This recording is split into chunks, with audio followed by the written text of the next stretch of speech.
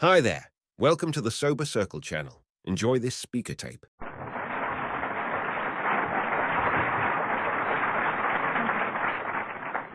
Thank you, Peter. My name is Cindy. I'm a member of Alcoholics Anonymous. I'd like to thank the committee for inviting me. I need to point out whose fault it is that I'm leaving right after I talk. I try never to accept any more responsibility than I absolutely have to. And when Dick called and asked me to come, he asked me to be the Friday night speaker. So being a typical obsessive-compulsive, I arranged for something to be going on this afternoon when I get home, back to Tucson. So I arranged to catch an 11:45 flight. And, you know, the more I do this, the more slick I think I'm getting at figuring it all out. And so when Dick met me at the plane, and I said, now I talk tonight, right? He said, no, you talk Sunday morning at 10. I said, I can't. I got to catch an 11 o'clock plane. That's why you're here at 9:30. That's why I'm here at 9:30. I've always wanted to have the opportunity to duck out the door after I talk. And I have always gotten exactly what I prayed for. Almost never in the way I expected it, but I always get it. And I'll tell you a lot about that this morning. It's been a wonderful weekend for me. It was a beautiful meeting last night. I love Winnie and I love Jim, and I especially want to thank that dear drunken Dennis and what's-her-name for making those stories possible. It reminds me to be grateful for the SOBs who got me here this morning. I have a lot of them in my life, in my experience, and a part of my experience in AA has been to learn to love all of them. That process began when you loved me at a time when I couldn't love myself. When I got to Alcoholics Anonymous, there was not very much left. But the beautiful thing about you all is that you don't need to have very much left. There doesn't need to be much of us for you to get hold and say, hang in there. Just don't drink and it'll get better. Now, I happen to hear things in a strange way. So when you said to me, if you don't drink, it'll get better, I heard you say, it'll never be bad again. And when you said, if you stick around, it'll get better, I had no idea you meant everything would get better. I would have better joy and better pain, better laughter, better sorrow. I was absolutely panic-stricken for the first year or so that I was around AA, that I had lost the ability to care. It didn't seem to me like I would ever really give a damn again. There's a wonderful story that describes beautifully what I was like about a city man who wanted a horse. And he went to the farmer and said, I need a horse. And the farmer said, I got just the one. And they went down to the pasture, and the farmer whistled, and his horse came running up out of the pasture and ran right into the side of the barn and fell down. The city man said, could I see that again? And the farmer said, sure, and he whistled, and the horse got up and ran across the pasture and ran into the windmill and fell down. And the city man said, is that horse blind? The farmer said, no, man, he just doesn't give a damn. That's pretty much a story of what it used to be like for me. I got up a lot, I ran real hard, and I fell down a lot. Ran into a lot of things along the way. I grew up in a beautiful home in the Midwest, full of love and laughter and sunshine, and went off to college in 1959 as a freshman at Kansas University, and promptly learned about fear, terror, anger, a whole lot of things that I was not well prepared to experience. Those of you who have survived the 60s, and I assume there are a few of us here, remember that in the early 60s, everybody was angry about something. And being the kind of person I am, I assumed it was my fault, that I had done something somewhere along the way to make everybody so angry. Some professionals believe that alcoholics are more sensitive than others. I don't. I happen to believe that we just take our sensitivity much too seriously. I, as a matter of fact, believe that I also suffer from the disease of seriousness. I do believe it's a disease for me. And if I'm not very careful today, I get much too serious. And when I lose my ability to laugh, I begin to lose my ability to live comfortably in my life today. Fortunately, because of you, my life today is full of laughter. But when you found me, it wasn't. I got married when I was 19 because college was too much for me. And to escape the fear, I did what many young women do. I decided to make my life nice and comfortable and predictable and get married. I married a member of the Wichita, Kansas jet set. And when I say that in California, everybody laughs. The more I get into the Midwest, the less people laugh at that. It's interesting. I must be in the Midwest. But he was about 10 years older than I was, and he had among his higher priorities to teach me to drink. Because it was very much a part of our lives. We raced sailboats and snow skied and drank. And our life was full of cocktail parties, and he used to say, I don't know what happens. You get all dressed up, you look wonderful, we go out, we have a little dinner, I turn around, and you're struck drunk. And that's exactly what alcohol did to me. I got struck drunk. I still don't understand it. Today I realize I don't have to understand it. I don't understand most things. In fact, I'm increasingly struck by the number of things I know nothing about.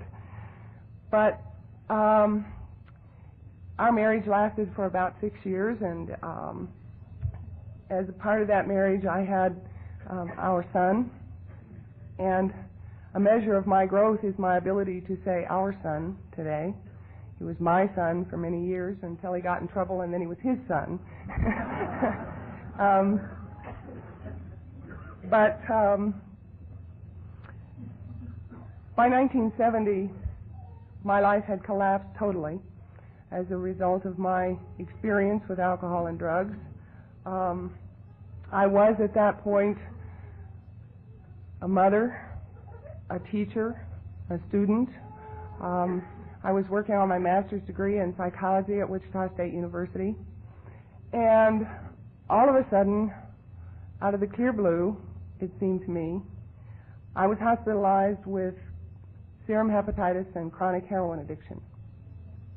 Now, you don't go from 19-year-old learning how to drink to a drunken junkie overnight.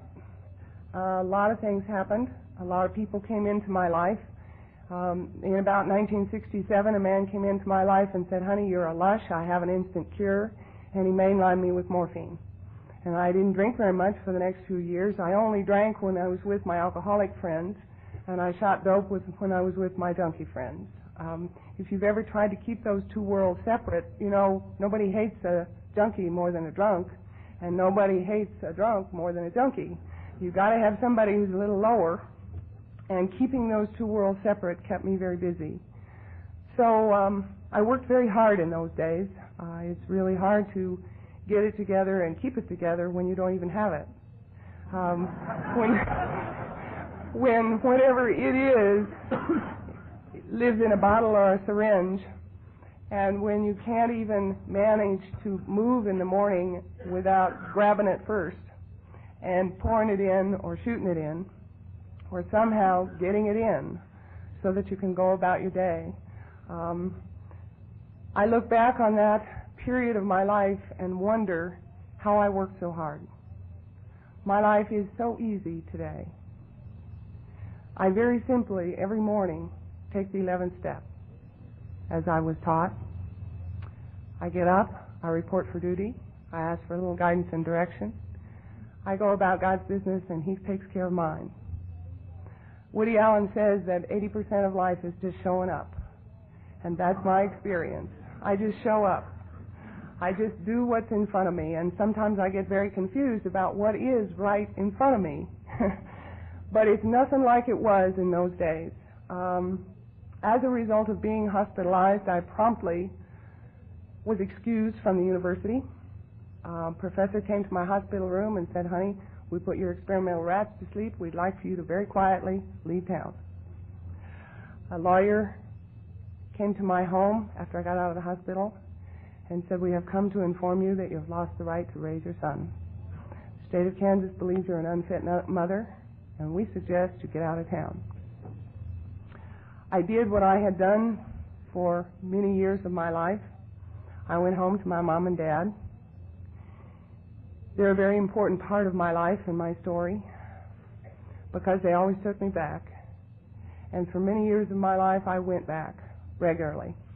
After the last divorce or the last hospitalization, my mother bailed me out of hospital after hospital. But that summer in 1970, when she came to the hospital and found out why I was there, she looked at me and she said, "Honey, I cannot do it anymore. I cannot help you again. I can't bail you out one more time." But she did. So I went home with Mother and Dad sat me down on the couch and he said, "Honey, you've had a rough time. Let's have a martini." My father, as several people have said this weekend, is my favorite drunk. He always has been. He always will be. He, from a very early age, was to me the most fascinating, exciting, interesting person in the world. And I've had occasion to talk to my sister, who's about 18 months younger than I, since I've been sober, to find out that she and I had a totally different childhood. We were raised in the same home by the same parents. I thought, for years, saw the same things. Not true.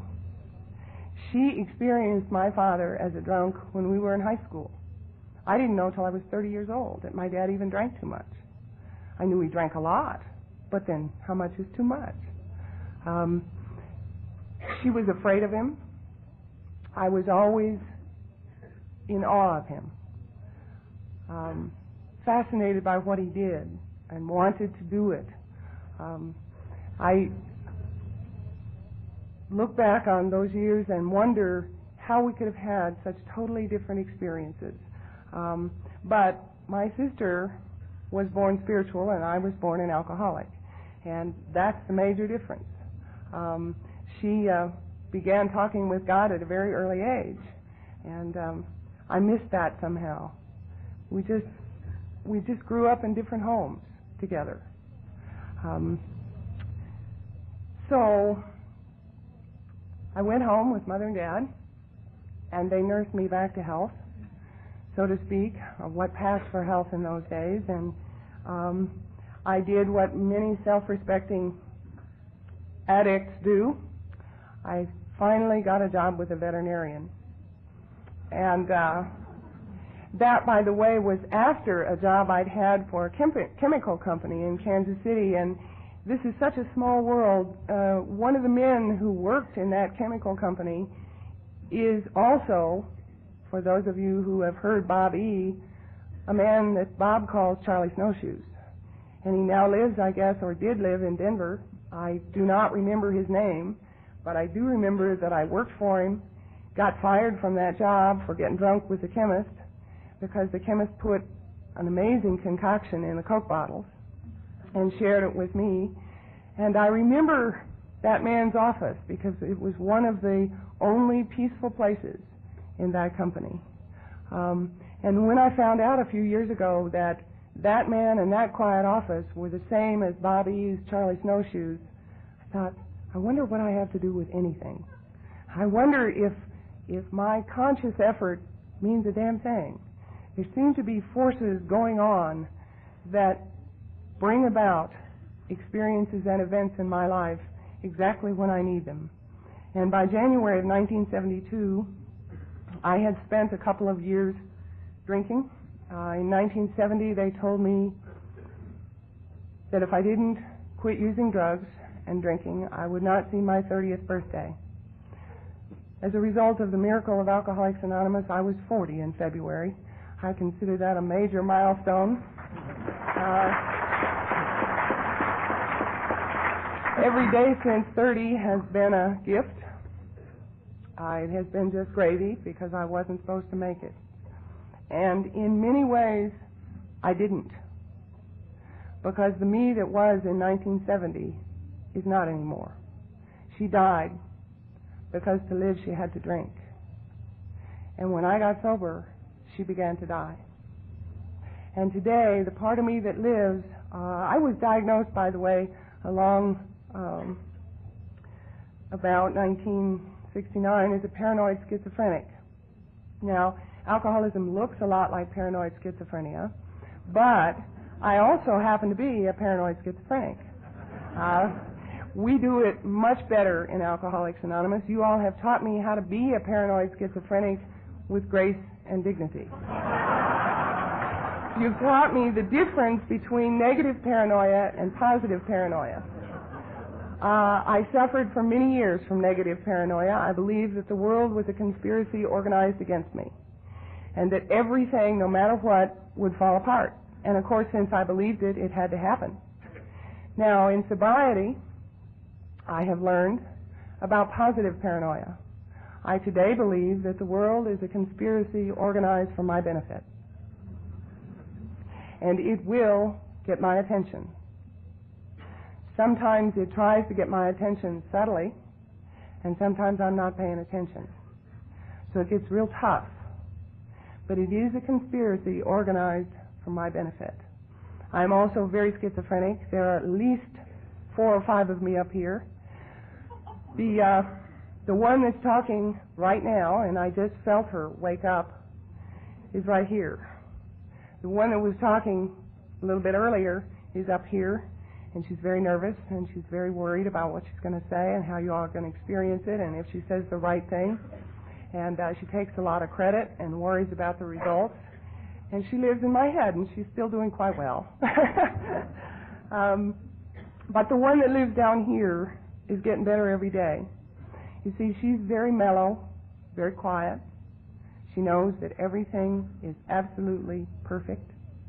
She knows that I am the perfect person for the situation I find myself in, always. Now, it's fine for me to say I'm the perfect person for the situation I find myself in when I'm standing up here doing God's business. It's another thing to remember that I'm the perfect person for the situation I find myself in when I'm having a period of growth in Alcoholics Anonymous. I sometimes think that anybody should get better faster than I have. Anybody could do it quicker. But then I think, well, on the other hand, maybe it's a good thing I'm going so slowly, because I might be going the wrong direction.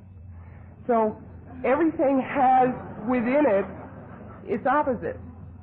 You know, if you think about something long enough, you'll realize that carried to its extreme, it'll turn into its opposite. For example, drinking turned me into Alcoholics Anonymous. Most of my experiences have proven to me that every ending has within it a new beginning. And of course, every beginning has within it some kind of ending.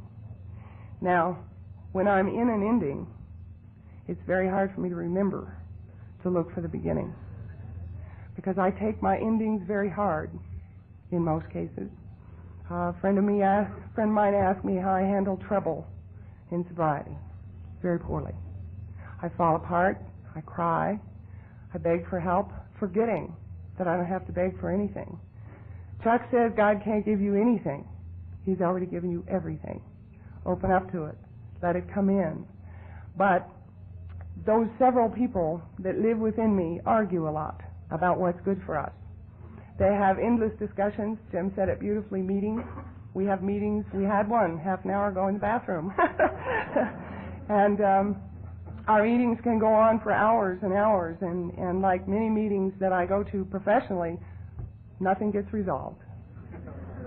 That's why it's so important for me to remember just to show up, just to do it one day at a time, and know that since I have prayed on a daily basis for guidance and direction, that is exactly what I have. I really worked portions of the 11th step for a long time in sobriety. I prayed for guidance and direction and then wondered when I'd get it. Today I pray for guidance and direction and know that I have it now. I am the creator of my life. I have created every experience I've ever had. One of the ways I create my experiences is with judgment. It is one of those challenges that I meet daily almost. And I have learned a lot about judging others. I have learned that when I judge another, I create the necessity in my life for that experience. Because God, as He works through me, when I say, my God, how could she? How could she do that? My God in here says, we'll see. We're going to find out how she does that. Here you go, into your new experience. And then I find out how she did that, because I have exactly the same experience. In January of 1972, since I've already prepared the way for being a paranoid schizophrenic, you won't mind if I jump around a bit, back and forth. My sobriety has been continuous for the last 8 years, but nothing else has. So I will jump around a lot, and I'd like to go back for a minute to January of 1972, because that's the first miracle that I remember, that I am consciously aware of. I know today that miracles have happened in my life since I was born, but I was only made aware and conscious of them in January of 1972, because at that point I had lost everything. I had lost the opportunity to do all of the things I'd ever hoped to do. I could not go back to school. I could not raise my only son. I could not live comfortably in my world, in my body, in my head. I had experienced humiliation and degradation that only a woman who is a drunken junkie can experience. I had sold my soul, my body, my mind for drugs. And I was working for a veterinarian in Kansas City, Missouri. And one Friday afternoon, he said, honey, the last few days have been the last few days. I can't handle you anymore. I had been stealing his morphine regularly. And, of course, as usual, the morphine kept me so loaded, I had no idea that he might be suspecting me, because I had a very slick trick. I would replace the morphine I took with sterile water. And he began to notice that the dogs were screaming and nothing bothered me. So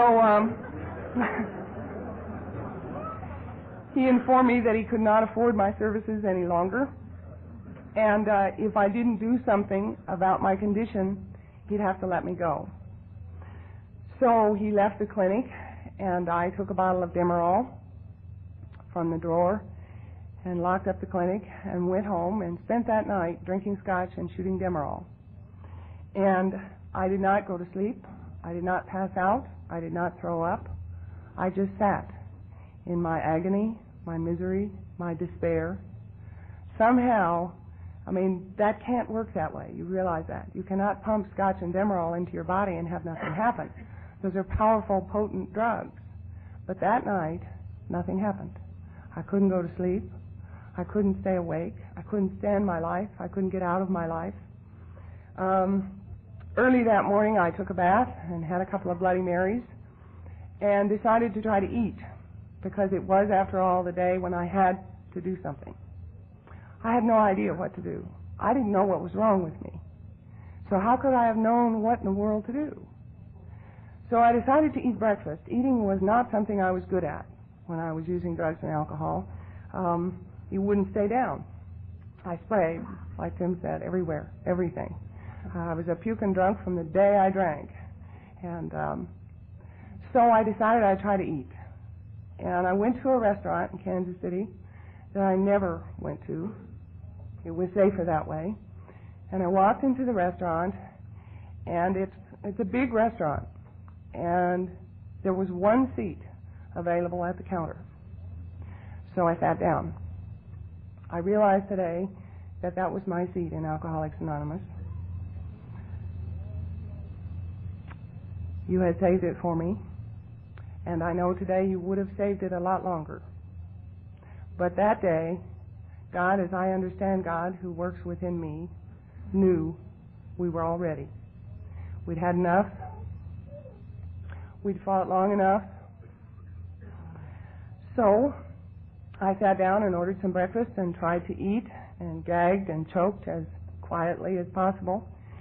And the man sitting next to me seemed to notice that I was uncomfortable. And when I finally gave up and concentrated on my coffee and getting a cigarette lit, he began a conversation. And I had a very narrow focus in those days. I had to do what I was doing. I couldn't notice anything else or I'd forget what I was doing, and sometimes it was disastrous, especially if I was driving a car. But he began a conversation. For the first time I looked at him, and he was magnificent. He was a very handsome man. He had on a clean white shirt and a tie. He had on a well-trimmed beard. He had beautiful, clear blue eyes. And I thought, oh, isn't he lovely? And he looked at me and he said, it looks like you've had a rough night. I said, well, no. He said, I understand. And I looked at him again, and he was still out on the white shirt, and he still had the blue eyes. I said, you what? He said, I understand. I'm an alcoholic. And I said, well, I'm not. I'm a junkie. He said, I'm a junkie. He said, you smell funny. And I said, I drink to stay off drugs. And he said, does it work? And I said, no. And he said, why don't you come with me? I have some friends who might be able to help you. I didn't have a lot to do that day. It was a day when I had to do something. And I don't know about you, but by that time in my life, I spent a lot of time on what you call the hustle. Trying to find people who were open, vulnerable, easy marks. And here, sitting right next to me, was obviously an easy mark. I knew that he could get me a drink, and that he would. So he took me to a friend's house, and the two of them spent the day talking with me. And David, the guy I sat down next to in the restaurant, went home. And Bill, the guy he brought me to, who was even handsomer than David, even taller, even bluer eyes. God, this program really works.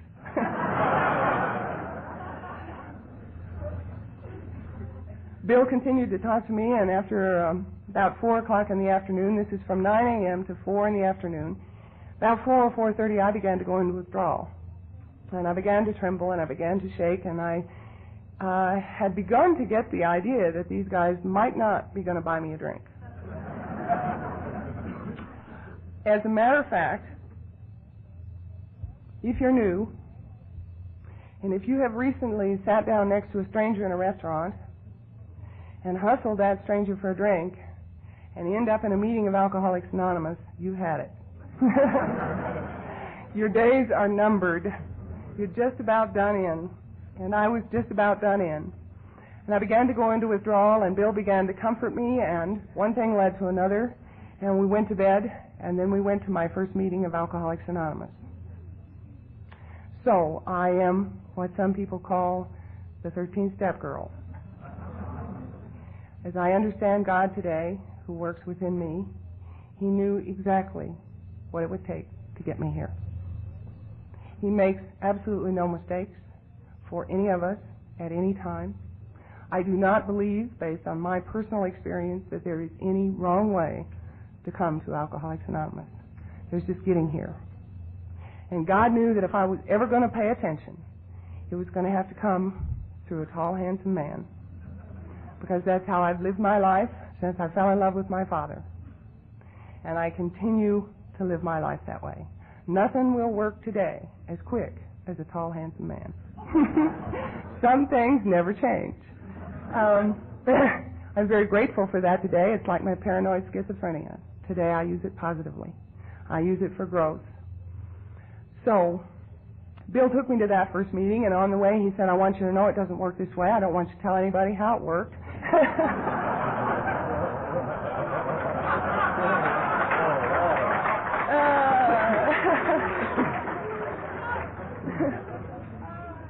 Because, you see, he didn't have any more to do with it than I did.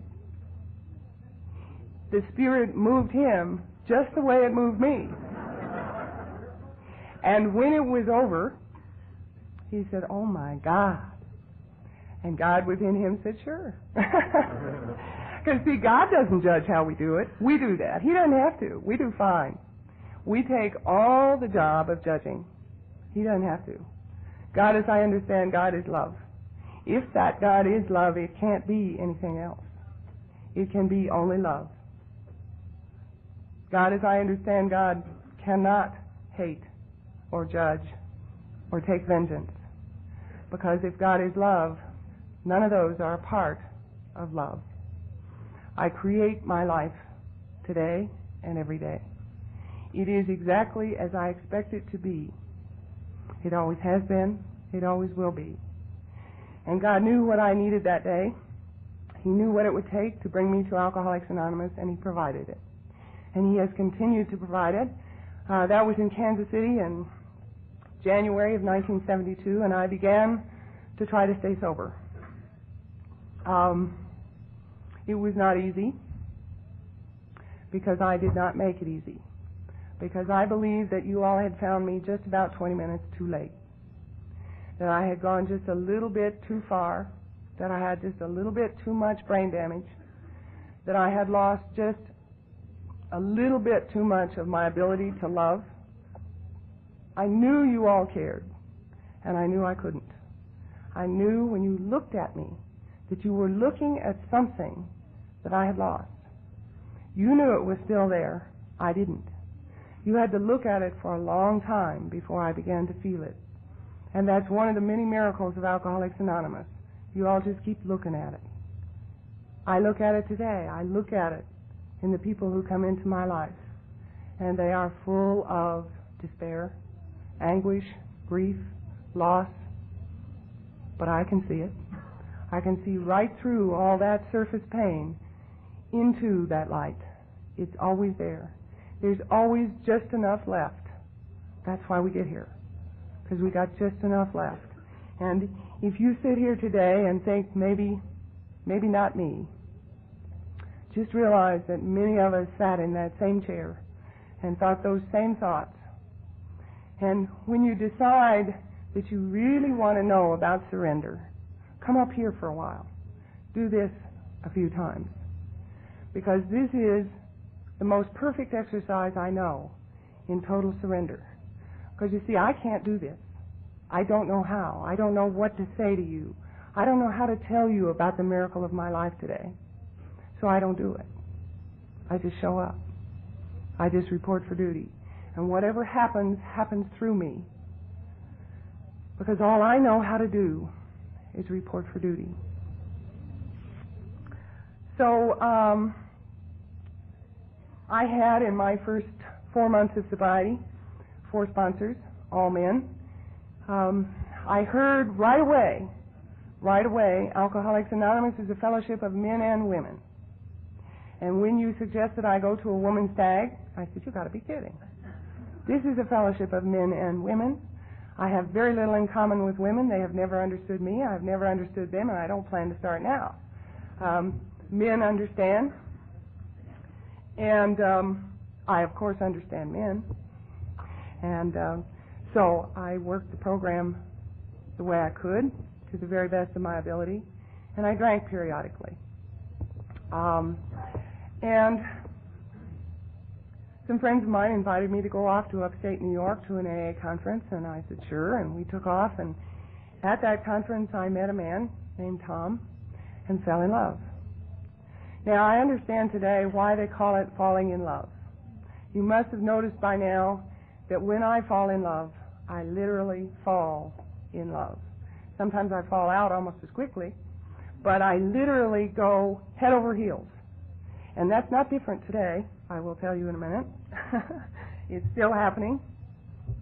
But I fell in love with a beautiful man who happened to be the main speaker at that conference, and those of you who've fallen in love with main speakers understand.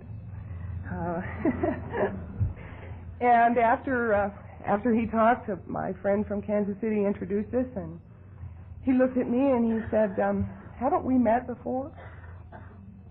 I was much too cool at that point. See, I stayed cool for quite a while after I got to Alcoholics Anonymous. In fact, what you see is what's left of a cool chick. And there isn't much. But I was still very cool, and I sort of shrugged my shoulders, and he said, it really seems like we know each other. And it did. It really did. And Tommy and I began a journey together that day that lasted for 5 years in Alcoholics Anonymous. He came to Kansas City shortly after we met. He had to undo some situations in which he was living. I didn't have to undo any. I was a newcomer. It has been my great good fortune and the grace of God to find among the members of Alcoholics Anonymous attraction rather than promotion in the shape of tall, handsome men who believe in this way of life, who believe in carrying the message, and who believe in trying to love people back into loving themselves. And they have often, in sobriety, lost control along with me. That's why I'm here today, because of a step that we don't talk about very much, because of a process that we don't honor very often. God, as I understand God, is pure love. He does not judge my sex life any more than he judges my spiritual life. He leaves that to me. And I judge it just fine. I find it too much or too little, too soon or too late, whatever it is. I'm learning slowly to lighten up on myself, to deal with my disease of seriousness through laughter. Tommy and I left Kansas City in January of 1972. January of 1973, 1 year after I came into Alcoholics Anonymous. I came in January of 72. We left Kansas City in January of 73. I still had 90 days of sobriety. You all kept saying, try it for 90 days. I'd try it for 90 days and drink. Because it seemed to me that no matter what I did in the fellowship of Alcoholics Anonymous, it didn't work. Because I had it backwards. Because I thought someday I was going to understand the steps and then I'd work them. I know better today. I know today that I work the steps, and sometimes I then come to understand. Sometimes I don't understand. There are some things that have happened in my sober experience that I will never understand, and I don't have to today as much as I used to. Tommy and I wandered around for a while and ended up in Laguna Beach, California. The next 4 years were magnificent years for me. God also knew that I needed a beautiful introduction to this program. And we got married finally after we'd lived together for a while and decided it wasn't just a flash in the pan. We were married in Laguna Beach. It's really remarkable how things work. Tommy had lived in Laguna before and was returning home. And he said, I don't know what we'll do when we get there, but I'll just pick up the phone and call some friends. So when we got there, he picked up the phone and he called Bob. And Bob said, Tommy, is that you? Tommy said, yes. Bob said, we need you. He said, my wife Taylor is dying of cancer. We need your help. So Tommy and I went to Bob and Taylor's home. And it was my first experience of watching members of Alcoholics Anonymous experience great loss, great pain, great tragedy, sober. I didn't know you could do that. I thought maybe you all always drank when it got tough. You just came back. Because I judged you by what I'd had to do. And previous to that point in my experience, when it got tough, I drank. Because I didn't know how not to. You were trying to teach me, but I couldn't hear for a long time. I could only hear what I thought you were saying. It took a while for me to hear what you really said to me. So Tom and I went and lived with Bob and Taylor through the course of her illness. And in April of 1973, Bob took Taylor to the hospital, and he called that evening and he said, Taylor is going. The doctors do not believe she'll last the night. And I said, I'll stay right here by the phone. Taylor was a magnificent woman, and when Taylor and I first met, she took one look at me and she said, honey, I'm going to take you to a woman's stag. Now, I'd heard that a lot. And I said, no, my dear, I don't believe in that. And she laughed and she said, I understand. I will take you to a women's meeting on Monday night in Laguna Beach. She got sick very rapidly, and she told me on several occasions that that was her choice. She chose to go rapidly, and she did. And on that Monday evening, Bob called, and I said, I'll be by the phone. And he said, no, Cindy. He said, you go to that Monday night women's meeting. You go for me, and you go for you, and you go for Taylor. Because I had just had what turned out to be my last slip. I was living with 3 members of Alcoholics Anonymous, and I found myself down in the bathroom shooting Taylor's Valium because I couldn't stand watching her die. I did not understand at that point in my life that Taylor's decision was as perfect as mine, and she had decided to go, and I couldn't watch her. So I had had a slip in the midst of Alcoholics Anonymous, and I believed thoroughly that day that nothing could help me. If you can slip, going to meetings every day, working with newcomers, and living with 3 members of AA, how can anything help? Bob said, Cindy, you go to that meeting, and you go for me, and you go for you, and you go for Taylor. I went to the Monday night meeting in Laguna Beach. As I look back on that experience today, I realize that Taylor passed on her sobriety to me because she died that night while I was in that meeting, and it has not been necessary for me to take a drink since. She knew the true dignity and grace of Alcoholics Anonymous, and she shared it with me. And I today share it with you because Taylor lives through me. Men brought me to Alcoholics Anonymous. The women have kept me here. The women in that meeting that night beat any experience I have ever had before or since. Because the women's meetings I had tried to go to in Kansas City were composed of women very different than I. And I was aware of that immediately. I knew they were different, and I knew they couldn't help.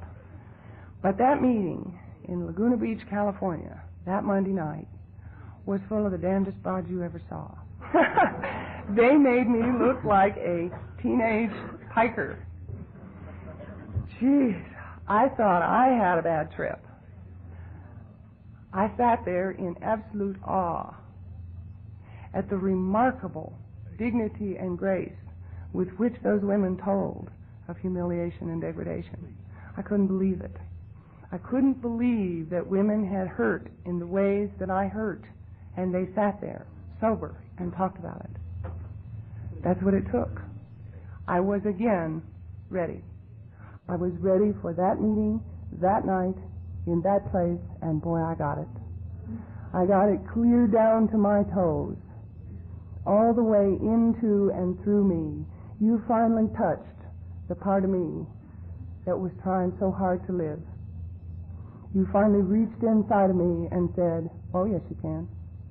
If I can do it, you can do it. Since that day, I've had some astounding experiences in Alcoholics Anonymous. I began to stay sober one day at a time, without pills, without marijuana, without alcohol, in spite of my belief that I could not. Like somebody said, you don't have to believe you can do it. You just do it. I believed I couldn't. You believed I could. Your belief was stronger than mine. Because you see, I'm sure today that within me, in spite of that part of me that thought I couldn't, there was a part of me that knew all along I could. That's the part of me that got me here. That part that has survived everything I've thrown at it, dumped on it, poured into it. That part of me has survived. And that part of me has always known about Alcoholics Anonymous.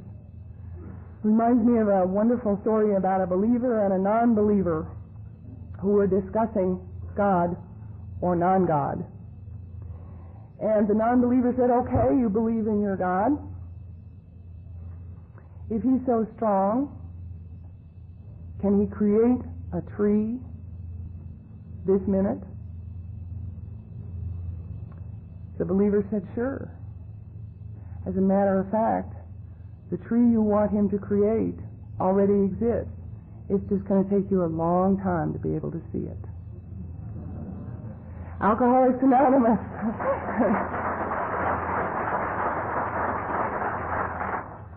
What you are, what we have in these rooms, what we do together, has always existed inside of me. It just took me a long time to get to it. And Tommy and I had a wonderful life. We laughed and played in Laguna Beach, and we worked with lots of people. We went to lots of meetings. We traveled a lot. We had a beautiful time together.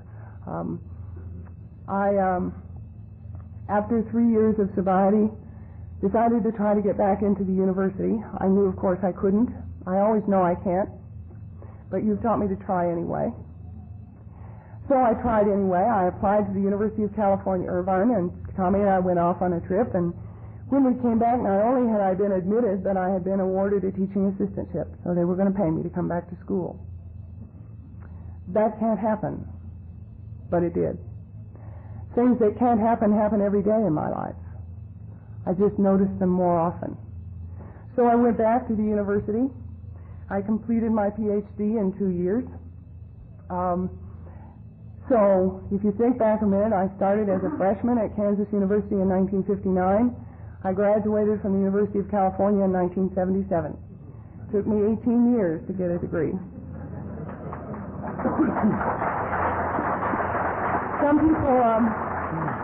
Some people are awed by that and amazed that anyone could stick it out through college for 18 years. Please believe me when I tell you that going to college is one of the few things I know how to do. I did not do it because I'm noble or strong, or I did it because I do it well, and there aren't a lot of those things.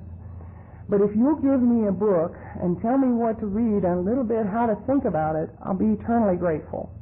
That's what you did for me in Alcoholics Anonymous, and it took me a while to be able to read again, but you gave me a book, you told me what to read, and you told me how to think about it. You see how perfectly God knows what we need? That's why I went to college for 18 years.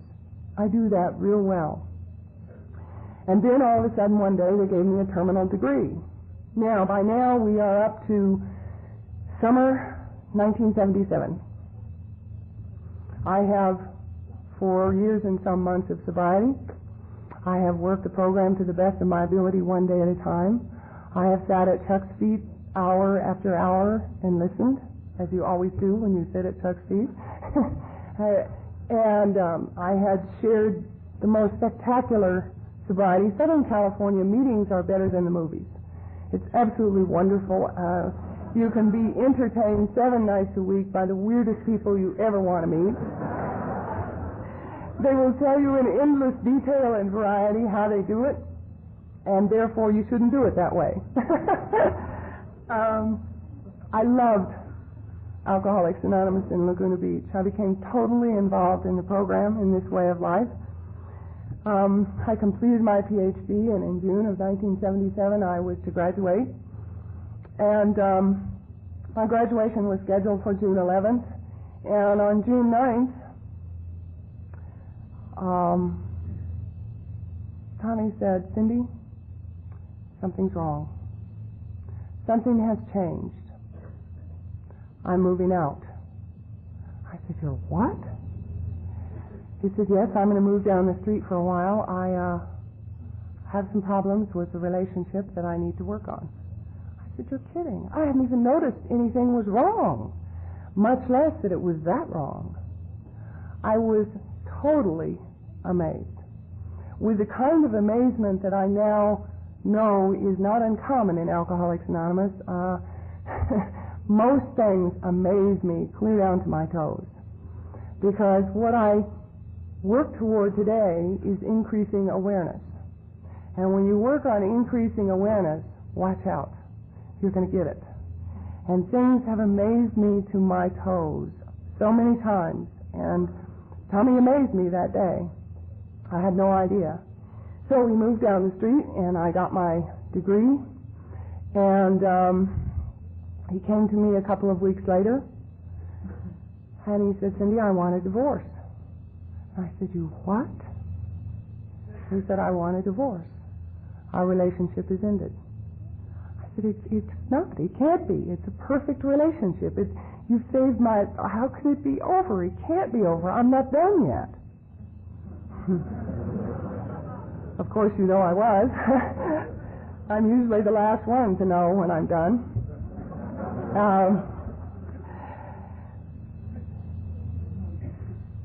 A few days later, I was sitting with my friend Patty in the living room. Now, I'm a psychologist. I've got this big fancy degree, right? It says I'm a psychologist. I ought to be able to figure this guy out, and I'm going on with Patty about what might be happening, what kind of changes he's going through, and I wonder how long it'll take before he's back. And all of a sudden, I noticed the tears were pouring down her face. I said, Patty, what's wrong? She said, Cindy, don't you know? I said, no, what? She said, honey, Tommy's in love with another woman. I said, oh, it never occurred to me. I asked him, and he said no.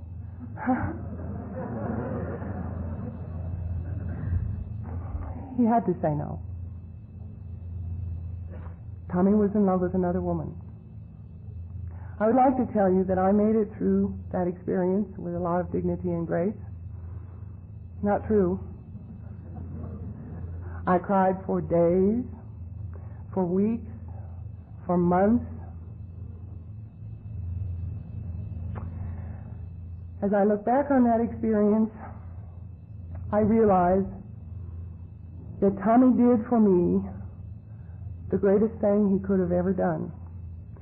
He helped me find my sobriety, my strength, and my growth in the fellowship of Alcoholics Anonymous. If you told me a month before that happened that I would go through that experience and not drink, I would not have believed you. If you had told me that day I wouldn't drink, I wouldn't have believed you. Somehow, some way, with Taylor's help and Bob's help, Tom's help, Chuck's help, I did not drink one day at a time. I have never experienced such agony. Humiliation. Oh, talk about humiliation. I was 35 years old. Tommy was 35 years old. He fell in love with a 20-year-old woman. Huh. You want to get in touch with all your wrinkles? You want to find out just how much you sagged in 15 years? Just let your husband fall in love with a woman 15 years younger than you are. Oh, it was an excruciating experience. Excruciating. And I went sniveling and whining up to Chuck's house, and I said, my God, Chuck, how can this happen? I've worked the program. I've worked with newcomers. I've done everything you told me, one day at a time to the best of my ability. And he looked at me and said, chuckle. He said, oh, you made a bargain with God, huh? I said, uh-oh. If I do this, then you'll do that, right? No. No. I do this because I do this. Period. A lot of people helped me through that summer. I spent a lot of time working on my degree with the typical paranoia of graduate students, knowing that I would have this wonderful degree, which, by the way, was going to change me. I knew for 18 years that if I ever got a PhD, I'd be okay. That I would then have the evidence on the wall that I'm okay. Guess what happened? It's just me with a PhD.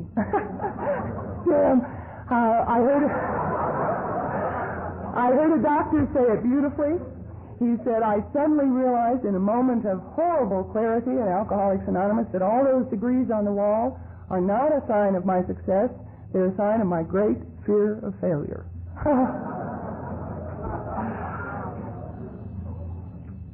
Well, I had this sign of my great fear of failure on the wall, and I'd worried throughout that I was not going to get a job.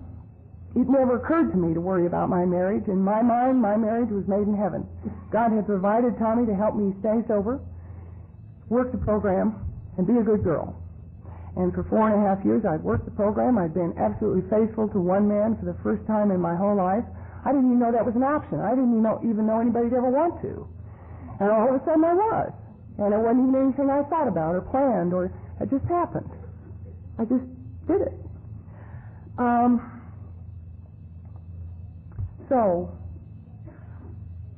that is exactly how youthful worry has been in my life. I worried about not finding a job. 2 weeks after Tommy left, the phone rang and I was offered a job at the University of Arizona in Tucson. So, the thing I worried about didn't happen, and the thing I never thought to worry about happened. That's always the way it is. I always missed that mark. Arvidas reminded me that the definition of the word sin is from archery, and it means very simply to miss the mark. I have been and still am a sinner. I often miss the mark. That's how I learn my most important lessons. You all have taught me, by the way, how to be a better archer. Alcoholics Anonymous has taught me that to win, you shoot, and whatever you hit, you call it the target.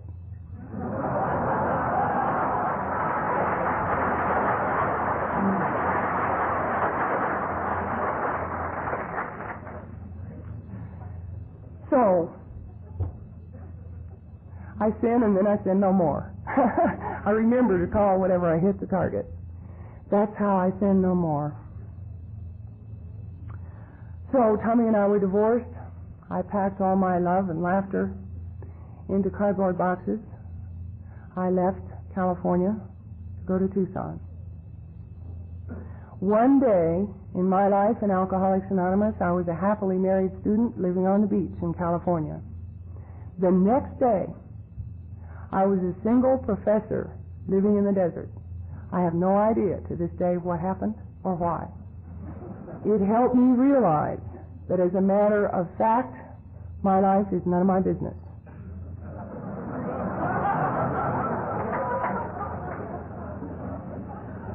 I show up every morning, I report for duty, and I go for it. I go in whatever direction I am pointed, and I have been pointed in some amazing directions. The desert is not, to say the least, my favorite place in the universe. I have learned a lot in the desert. I have learned to walk more slowly or I fall down. Especially now, it's hotter than the hinges of hell, and you don't just scurry around in the desert, you slow down. And after I lived in Tucson for about a year, I went back to Laguna. I make these journeys back to Laguna Beach where God vacations. And I went to see Chuck and I said, Chuck, I can't do it anymore. I go to meetings in Tucson. They don't want to hear what I have to say. They don't want to hear about laughing and having fun, and they certainly don't want to hear about the 13th step, and they don't want to hear what I believe today to be true, that there's no way to do it wrong, there's just doing it. They talk about doing it wrong, and I grind and cry and say, you can't do it wrong, you just do it. Even if you drink, it isn't wrong, because drinking will bring you back. It's perfect. He said, honey, in Laguna Beach, there are hundreds of Cindys. We don't need you here. Go back to the desert. There's just one Cindy there. So I went back to the desert. And I understand partially why I am where I am today. The job I was offered was teaching in a program called Addiction Studies. So we have a 2-year graduate program. One of my graduates is here today, and it's wonderful to see him. And we teach people how to work with people like me. Now, would you have thought when I started 40 minutes ago that 18 years of education and 15 years of alcoholism and drug addiction would ever come together to make so much sense? I never would have believed it. Today, I can look back on my life and realize that every day was absolutely essential. I could not do today without any single day of my life. I couldn't have shot any less dope. I couldn't have drank any less scotch. I couldn't have turned one less trick. Where else but Alcoholics Anonymous can you go from being a prostitute to being a professor in 4 painful, growing years? It can't be done. People don't do that unless they're a part of this fellowship. And we do it every day. It's no big deal. Last March of 1979, I was living in Tucson, teaching school, and I got a phone call at 6 o'clock one morning from my sister telling me that my 30-year-old brother had taken his life. I adore my brother. I always have and I always will. He was 8 years younger than I and my first baby.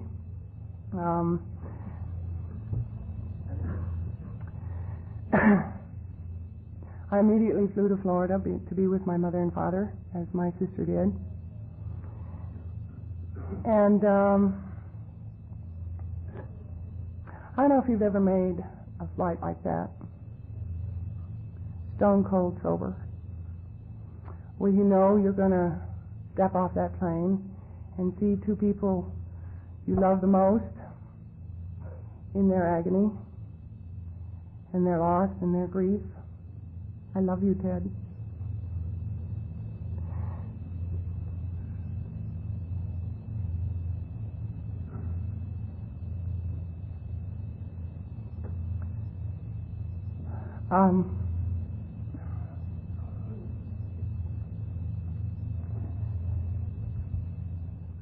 But I made that trip, and it was just as hard as I knew it was going to be. It was just as full of agony and grief. There isn't anything that I know of harder than seeing someone you love in pain. I have often been willing to take that pain away. Because of Alcoholics Anonymous, I cannot do so. God knows exactly what He's doing. It is none of my business. So I went to share my mother and father's loss. And the night after the funeral, my father was so drunk and so awful and so obnoxious, and I didn't know what to do. And we all sat together and we cried together and we wondered why together. Suicide is a cruel experience for those who are left behind. You always know there's something you could have said. You always know deep inside that if he'd just called, if he'd just given you a chance, you could have done it. But you're not given that chance because it's not any of my business. If my life is none of my business, my brother's life is none of my business. His life is and was as perfect as mine is. The morning after my brother's funeral, I picked up the phone and called Alcoholics Anonymous, and I said, I need help. My father needs you. I can't help him. I don't know what to say. I don't know how to help. Dad and I were great drinking buddies. We laughed and loved to drink together. He was very baffled by my sobriety, and he often said, if I'd gotten into those drugs, I'd probably need that too. You know how we are. There's always some exception or why we don't quite need it yet. Anyway, I picked up the phone and called Alcoholics Anonymous. The beautiful woman on the phone said, I'll call the right people. We'll get back to you. A couple of hours later, the phone rang, and a man said, I'm on my way. Wednesday morning, 2 days after my brother's funeral, a man pulled up in the driveway of my father's home. Now, if I had ordered the man I wanted to 12-step my father, I wouldn't have done nearly as good a job. Because the man who pulled up in the driveway pulled up in a car more expensive than the one my father drives. He had a sticker on the window from a neighborhood that's fancier than the one my father lives in. He stepped out of the car with a better suntan than my father. Much trimmer, much fitter. He had under his arm the book Alcoholics Anonymous. He walked into my father's living room, and he did for my father what you had done for me in 1972. He brought him the message of Alcoholics Anonymous.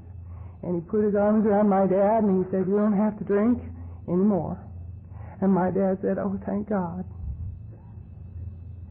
And last March, my father celebrated his second anniversary in Alcoholics Anonymous.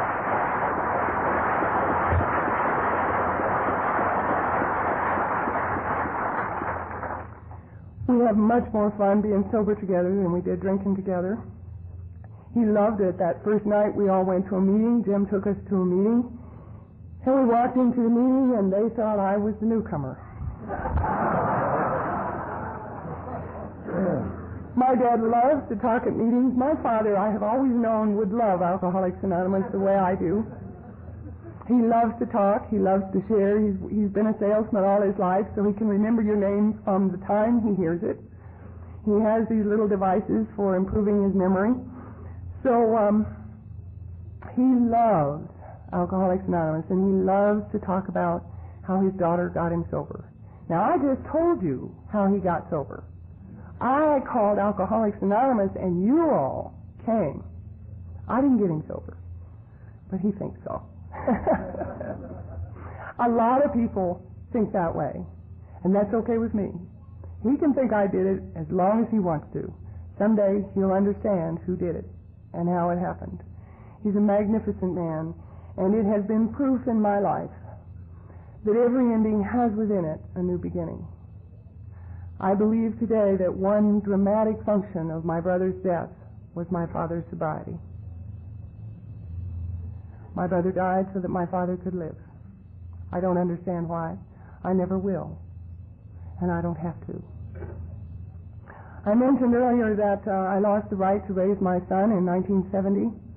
I had a daily prayer from that time until 1978. I prayed daily just to have the opportunity to share in my son's life. When I lost custody, he went to live with his father. And for a period of time, I lost touch with him completely. For many years, we talked on the phone every weekend. Those of you who have lost custody of your children know that when you see them periodically on weekends or during the summer, you get this sort of fantasy relationship going. And my son and I had a beauty going. We knew that if we could ever be together, everything was going to be okay. So I had a daily prayer. I would like to spend time with my son. I would like to share in my son's life. So, one day in 1978, he stepped off a plane and walked into my life. He had made a decision at the age of 13 that he was going to come and live with his mother. I would like to say to you right now that if you have lost your children, even if you've lost the right to ever see them again, hold yourself in readiness. Someday, somewhere, they are liable to step off a plane, a train, or a bus and walk into your life and say, "Here I am." Now, I had prayed a daily prayer. He had been with me about 3 months. We had a little house in the desert in Tucson. I was teaching school. He was going to school. Everything was just as beautiful as we had thought it would be for about 3 months. All of a sudden, one day, the school called and said, "We haven't seen your son for a while. Is he sick?" And I said, "You what?" To make a long story very short, he decided that high school was stupid. If any of your teenagers have decided that, it's awfully hard to make a case for the opposite. One of my ruder awakenings, since I have become a part of the faculty of the university, is the discovery that one of the few things that does not take place regularly on a university campus is education. A lot of other things go on, but education is not often among them, unfortunately. So when my son said, I will not go to school, I didn't have a lot of room to argue with him. Things went from bad to worse, because when my son drinks and uses drugs, he changes. And he became devoted to the use of drugs and alcohol. I learned that year the wisdom of the 11th step. I learned why we pray only for the knowledge of His will for us and the courage to carry that out. I know today why it took 7 years for me to get ready to live with my son. We had a remarkable time. Have you ever tried to tell somebody who's 17 years old anything? I forgot what it was like to know everything. I really did. He knows everything, and we've had a lot of ups and downs. I kicked him out, finally, for a year. Those of you who have had the opportunity to do that know what it's like. Now, add to that the fact that I lost the right to raise him, that for 7 years I was not a part of his life. Then he came to my life, this wonderful gift from God, and within 2 years I had to ask him to leave. Winnie said it beautifully. I had to allow him the dignity of failure. I could not protect him. You see, I can talk to you all morning about the importance of pain and how I have learned to use pain and let pain grow me. But my God, I don't want my baby to hurt. I don't want my son to know pain. If I could, I would remove from him every moment of hurt. But of course I can't. That's why it's set up the way it is. I cannot take away his opportunity for pain. And if I try, my life gets so painful that I can't stand it. So the day came when I had to say, my dear, I love you. You know I love you. And you must leave my home. You know the way I live. You are not willing to live that way. Therefore, you cannot live here. It has been among my greater surrenders. I have had many. I am grateful for all of them. I told you that my husband fell in love with another woman and left me. My son came to live with me. My brother passed away. Among all of my experiences in sobriety, there was one experience I had promised myself I would not have. I had promised myself for 7 years that I would not fool around with a married man. After all, I am now sober. I'm now an intelligent woman of, at that time, 39 years old. Of course, I created the necessity for the experience. When I said of that young woman, how could she? My God said, we're going to find out. Because last summer, at about this time, I fell in love with a married man. He subsequently quit his job, divorced his wife, and we now live together in Tucson. If you add up those years, you'll notice that from 1977 to 1980 is 3 years. I lived for 3 years in the desert, and it's very strange looking back on it. When I left Laguna Beach, a friend of mine said, in 3 years, you will be ready for the next one. I said, 3 years? She said, you're going to have a lot of fun shopping. 3 years. There were times when they seemed endless. There were many times when I told myself that I blew it, that I had had my one chance at a true relationship. Somehow I failed. I didn't know how. Tommy had left, and I wasn't going to get another shot. I totally accepted my life as it was. I became willing to live alone, do what I had to do, fight regularly with my son, ask him to leave, teach school, do whatever. And of course, as soon as I became totally willing to live exactly the way I was living, it changed. You can always tell when you've fully accepted something, that's when it changes. That's when all of a sudden, as has happened to me so often in Alcoholics Anonymous, you walk around the corner, the phone rings, something happens, and your whole life changes. And I met this man, we had worked together for a year, we just hadn't noticed what was going on, and all of a sudden my buzzer went off. All of a sudden we discovered that we were in love, and we have today a beautiful life in the desert. We have a 1-acre ranch that we purchased together. We are what they call co-owners with right of survivorship. That means that both of us own it totally. That's perfect for two alcoholics. We both own the house totally. I can never say, get out of my half. And we recently bought a little Toyota diesel Volkswagen truck. We decided that after all these days, money is just paper, and as long as they're willing to shuffle the paper through our account, we'll spend it. I'm of the same opinion as one of the other speakers. As long as I have checks, I must have money. And my life today is full of love and laughter. Several people who have talked this weekend have talked about the line in the book that shares with us the opportunity to be happy, joyous, and free, and to avoid then the deliberate manufacture of misery, to capitalize on our difficulties, to use them as a testimony to God. That's what I've tried to do with you this morning, is to share with you that pain can always grow me. Laughter is the most important ingredient of my life. No matter how hard it gets, somebody helps me laugh. The Fellowship of Alcoholics Anonymous has taught me to love myself when I am totally unlovable, to love as much as I can from wherever I am.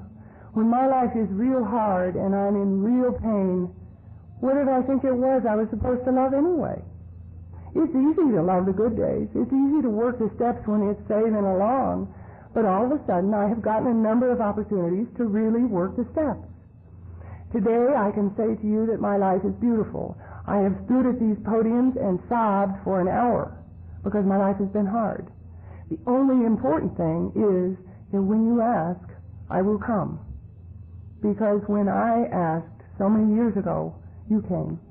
And as long as you ask, I'll do whatever I can to come, to be with you, to share with you what you have given me, life as I understand it in Alcoholics Anonymous. I'm sorry I have to leave this morning so quickly. I'm going to go catch my airplane, go back to the desert, to my beautiful life, laughing and playing in the sunshine. God, the sunshine. Oh. It's wonderful. I'll be there just as long as I'm there. I've discovered in AA that I do it just as long as I do it, and when I'm done, I don't do it anymore. Life is very simple. I'm glad you asked me to show up. I hope since you won't have a chance to hug me, you will hug each other. Have a beautiful morning. Thank you.